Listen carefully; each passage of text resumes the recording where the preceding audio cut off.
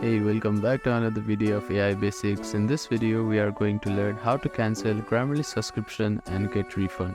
To cancel a Grammarly subscription and get a refund, follow these steps. First of all, open up your preferred web browser and head over to Grammarly. Make sure that you are logged into your account. Now, go to the account section here. After that, navigate to subscription tab to view your current plan. Now look for cancel subscription option and click on it. Follow the prompt to confirm your cancellation. After cancelling, you should receive a confirmation email regarding your cancellation. Keep this for a record.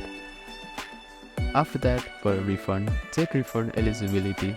Grammarly offers a 30-day money-back guarantee for annual subscription. If you are within this period and eligible, you can request a refund. You can also contact the Grammarly customer support. Click on the three dots at the bottom left corner of your screen and click on Support button. You can submit a request from here. Select the relevant issues type.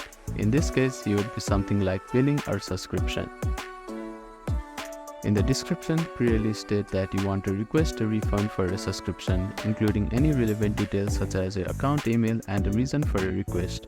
After filling out form, click Submit to send a request to Grammarly's support team. You should receive a response from Grammarly support team regarding your refund request. Keep an eye on your email for any updates or confirmation. By following these steps, you can successfully cancel your Grammarly subscription and request a refund if eligible. If you encounter any issues during this process, don't hesitate to reach out to Grammarly's customer support for assistance. Thank you for watching this video. Please do not forget to like, share and subscribe to our channel and comment down if you have any queries.